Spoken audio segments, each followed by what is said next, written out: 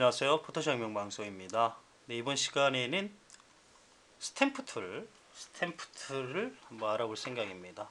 자, 스탬프 툴로 뭘 할 수 있습니까? 불필요한 부분을 자연스럽게 지워낼 수가 있게 되겠죠. 이 부분은 리턴칭 툴인 스파틸링 브러쉬나 힐링 브러쉬, 패치 툴이 할 수 없는 아주 정교한 작업들도 가능하게 됩니다. 제가 작업을 해봤는데요. 자, 확인을 한번 해보죠. 자, 이런 조형물이 있었어요. 이 조형물을 자연스럽게 제거를 할 수가 있게 되겠죠. 자, 제거한 모습입니다. 자, 제거가 된 상태죠. 스탬프 툴은 이렇게 정교하게 그 형태를 만들 수도 있으며 지워낼 수도 있게 되겠죠. 스탬프 툴을 아주 잘 사용하면 굉장히 많은 부분에 활용할 수가 있게 되겠습니다. 특히나 불필요한 부분, 예를 들어 사진을 찍거나 뭐 디자인 작업을 할 때 꼭 없어야 될 부분이 있다면 이렇게 자연스럽게 아주 깔끔하게 없앨 수도 있습니다. 다음 예제도 한번 볼까요? 네, 이런 걸 한번 만들어 봤는데요. 마찬가지로 원본은 뒤에 형태가 있는 상태예요. 완전히 지워버렸을 때 상태는 바로 이렇게 지워지는 거죠. 형태가 있던 걸 뒤에 배경을 다 만들어내서 스탬프 툴로 작업을 해서 없앨 수가 있습니다.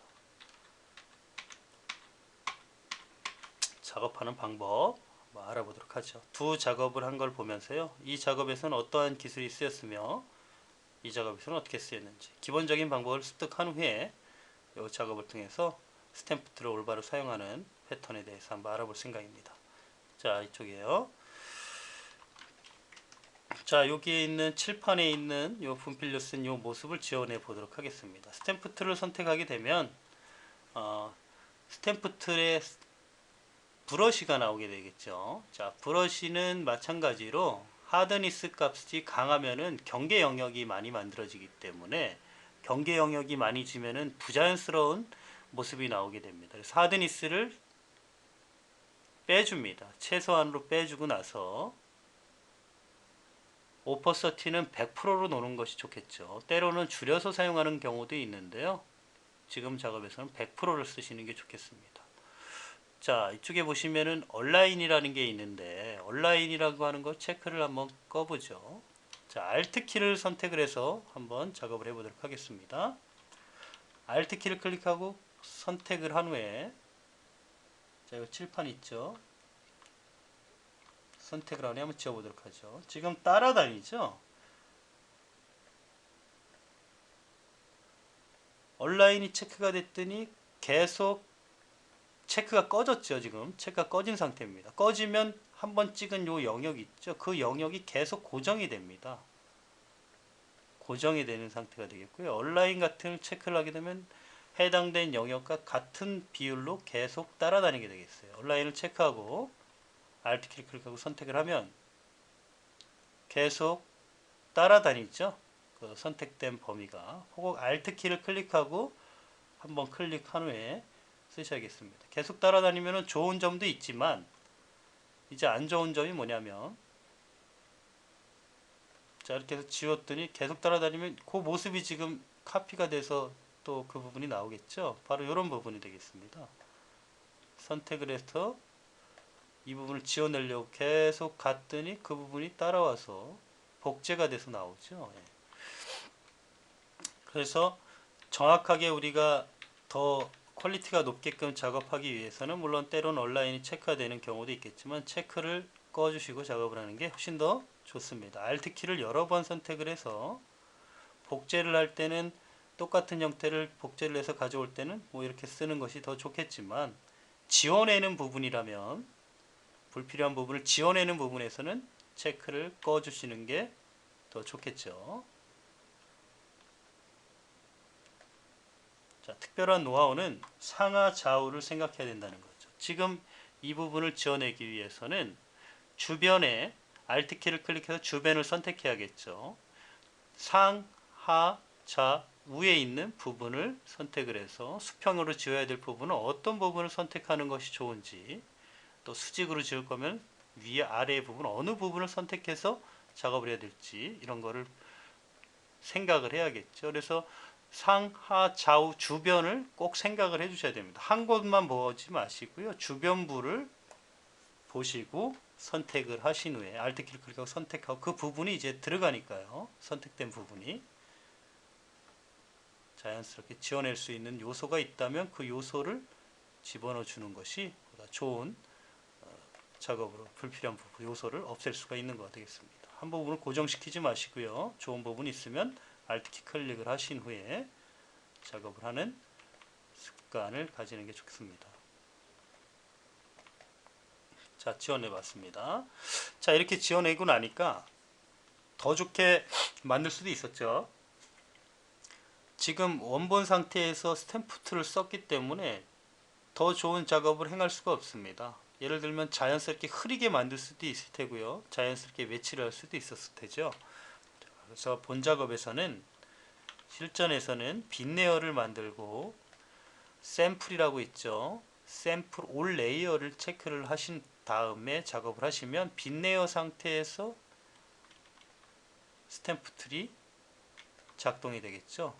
자, 이렇게 되면은 레이어 상태로 올라왔기 때문에 오퍼서티를 조절해서 살짝 지운 것처럼 만들 수도 있겠죠. 지운 형태를 좀 부드럽게 지어낼 수도 있을 테고요.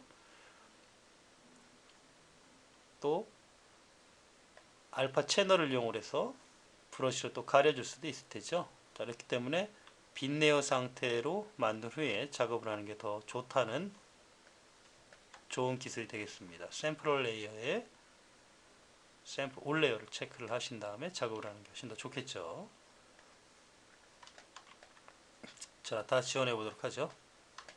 빠르게 지우겠습니다. 밑에 키보드를 보시면은 확대라고 하는 부분, 정교하게 작업하려면 확대를 해서 작업을 해줘야겠죠. 또 스페이스 키로 이동을 하면서 작업을 할 수가 있죠. 자, F키를 두 번 누르게 되면 지금 이 상태에서 스페이스 키로 이동이 되죠.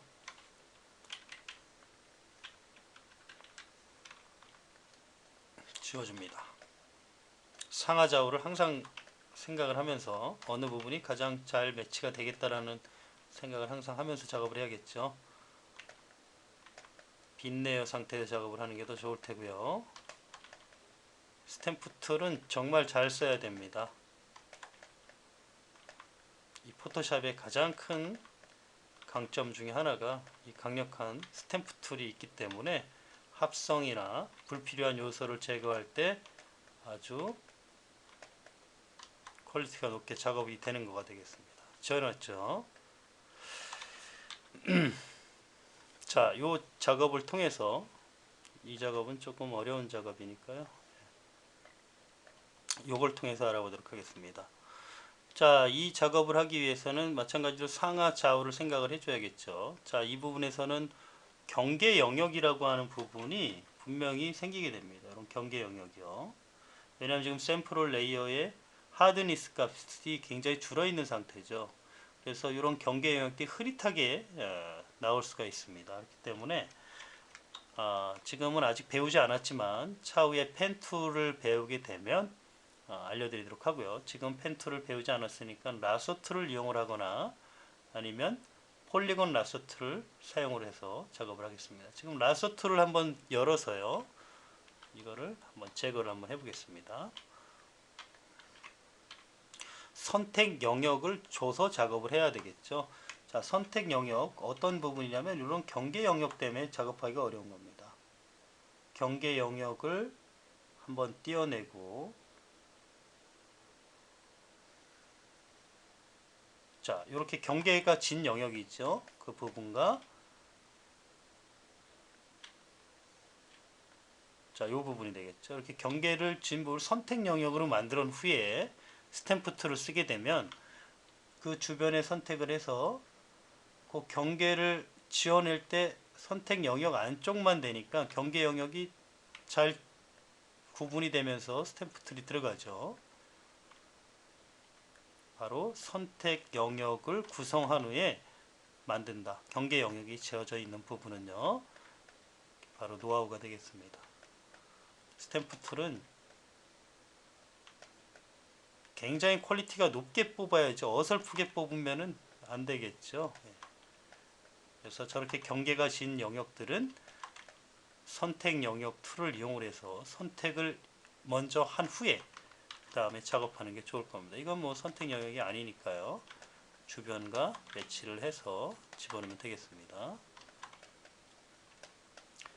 자, 경계진 영역이 어떻게 됐나 한번 확인해 보죠. 경계진 영역이 자연스럽게 지금 자연스럽게 지금 없어졌죠. 그냥 경계 영역 없이 하면은 바로 어떤 결과가 일어나면요, 경계가 흐릿해지고 자연스럽지 못한 모습으로 만들어집니다. 이런 것이 쌓이게 되면 굉장히 어색한 모습이 나오죠. 아예 작업을 안 하는 게 더 좋은 그런 상태가 많이 생길 거예요. 마찬가지로 요 위에 상단 부분도 선택 영역을 준 후에 하단 부분도 선택 영역을 만들어서 작업을 하는 것이 훨씬 더 좋은 모습으로 스탬프 툴을 써서 작업을 할 수가 있게 되겠습니다.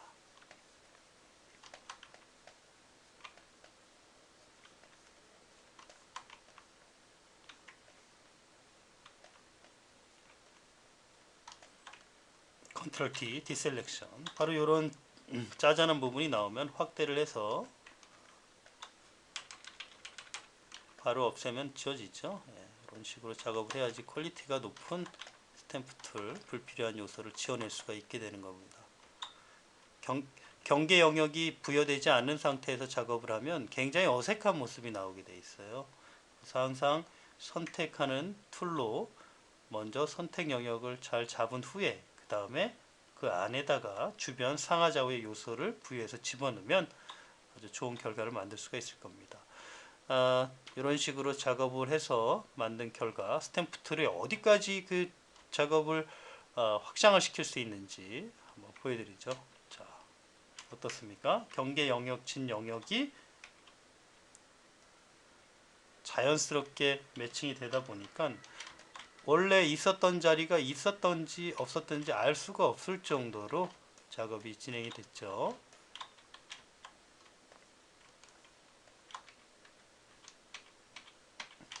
네, 스탬프 툴에 대한 부분이 되겠고요. 노하우에 대한 부분도 여러분들한테 알려드렸습니다. 또한 형태감을 만들어야 되거든요. 형태가 없는 부분은 주변의 형태를 이용해서 또 다른 형태를 만들어내는 것이 중요합니다. 그 부분까지 한번 다뤄보도록 하겠습니다. 자, 지금 이 상태인데요. 바로 이런 부분이 되겠죠. 바위는 있는데 이쪽에는 요소가 이만큼이 집어넣어 줘야겠죠. 자, 그렇다면은 스탬프 툴을 쓰게 된다면은 스탬프 툴의 모양을 가지고 바위의 형태를 여러 형태를 접목을 시켜서 다른 바위의 모습을 다시 만들어 줘야 된다는 겁니다. 새 모습의 바위, 똑같은 애가 복제돼서 들어가는 형태가 아니고요. 그럼 뭔가 어색한 모습이 나오겠죠. 이렇게 집어넣으면 좌우측이 똑같기 때문에 너무 스탬프 툴을 쓴 게 너무 티가 나는 부분이 되잖아요. 이렇게 만드는 게 아니라 구성구성을 살짝살짝 집어넣어주면 새로운 형태의 바위의 모습이 나타나게 돼서